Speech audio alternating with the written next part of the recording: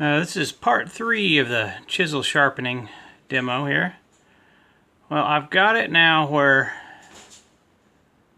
you can see, if I get it just the right angle here, okay. The part that's lit up at the end, that is what the sandpaper is doing to the edge here. The area that's not lit up back here, that's what the belt sander was doing earlier. I've got two different angles there, so it's got a little bit of a bevel, but it'll show the difference in the end, so I think I'll just go with this. Anyway, I put up the next piece of sandpaper. This goes to 320 grit, so it'll be smoother. Oh, one other thing, if you ever try this, if you glue sandpaper on there, make sure that there's no sawdust or chunks or anything under there. Some of the other grits have got little holes now where the chisel ran across and it just sliced off the paper because there was a chunk of something underneath.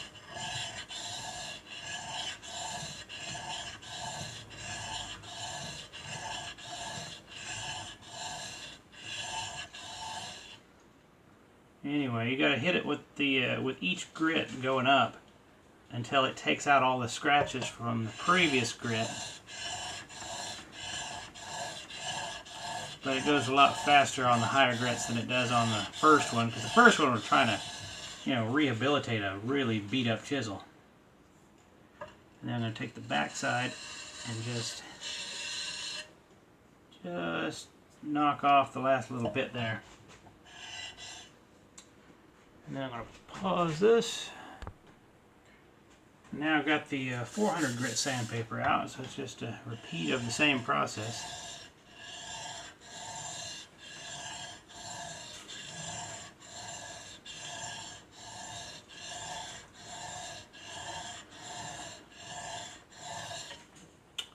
Ooh, that's starting to get on up there. Anyway, I found this method online. Actually, it was it's called Scary Sharp.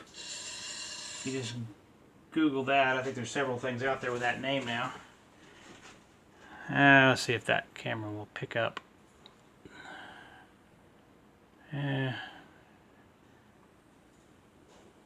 Anyway, the scratches are getting finer. It still looks like it's brushed.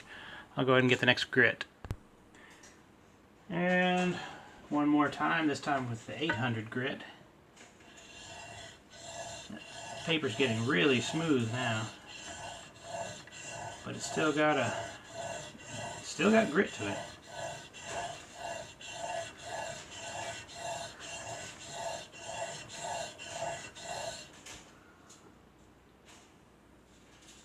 Yep.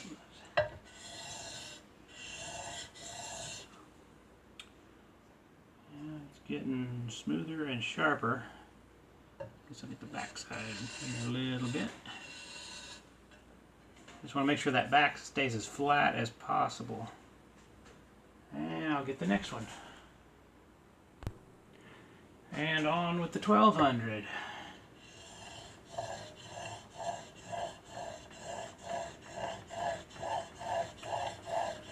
Oh, wow, yeah. Whatever you do, don't lift up the handle when you're rolling these, or that's what'll happen. It's getting really sharp, sliced right through that paper.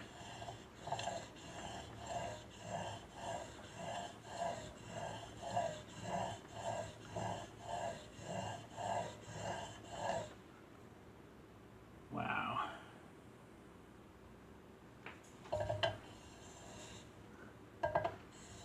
Yeah, I pull it back with a curve sometimes.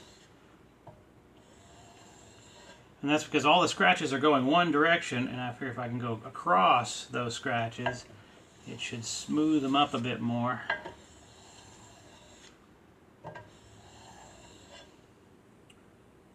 Ooh, yeah, it is doing that. It's not far from a mirror polish now. I mean, it's still scratched. See if that camera will pick that thing up.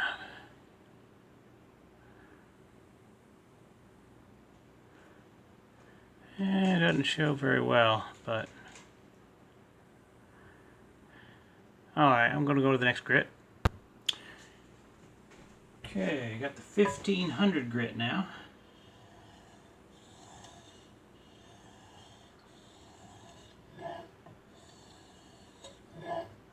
to slice the paper up here, so I'm going to just pull it backwards. Actually, this is where it was earlier. I was telling you, if you have stuff behind there, it'll slice it off. Well, it did right there, and right over here had little chunks of sawdust or something that got stuck back there.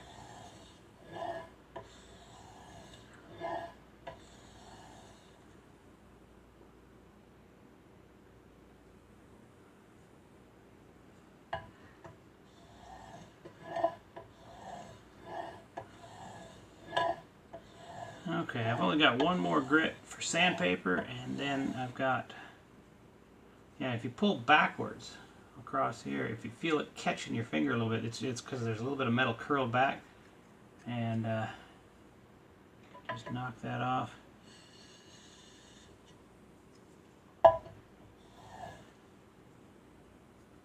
Get rid of that wire edge.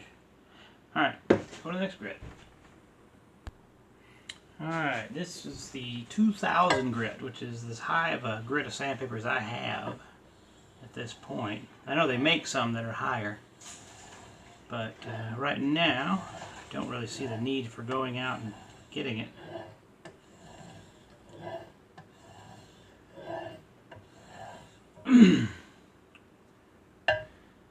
Because that's putting a near mirror polish on the edge there.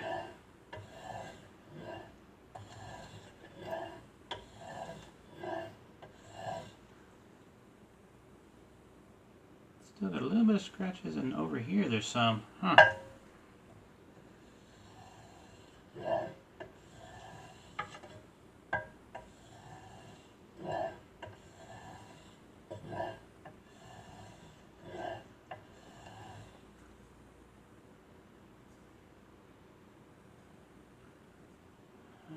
Okay, I think I'm going to hit this a few more. Let's see, that's that cord. Hit this a few more times on this paper, and then I've got one final step, and that's going to be actually some leather with a polishing compound on there.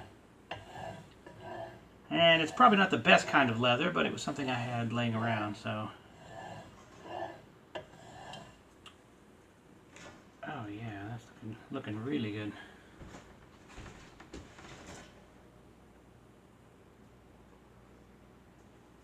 Oh, now you can see the reflections of things in that edge. So much different than the belt sander scratch marks. Alright. Alright, now this is a piece of actually suede. Like I said, it's probably not the best. And I've got the polishing compound just on this one edge here. So, same basic thing.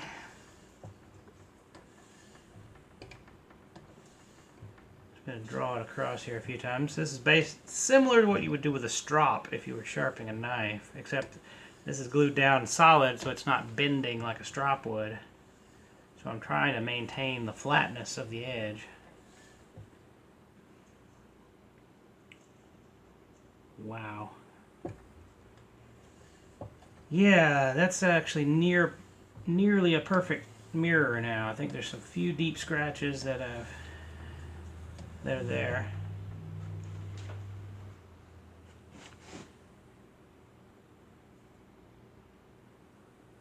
But you can see, oh wow, you can see the light reflecting on my hand coming off of this. Well, that sucker is sharp. Let me get this thing off of here.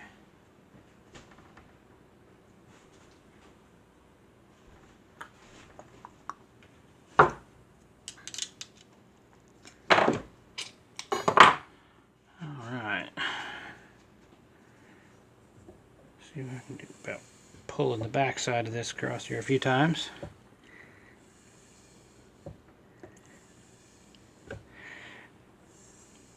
Yeah, like I said, this method I picked up off the net for, it was called Scary Sharp.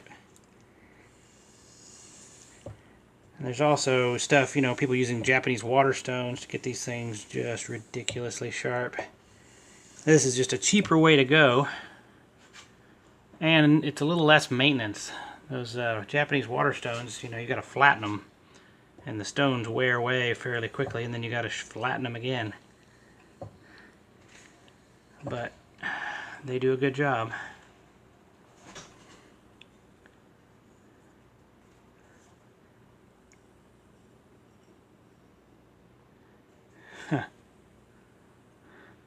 Yeah, I'd say that's a sharp little thing now. Alright.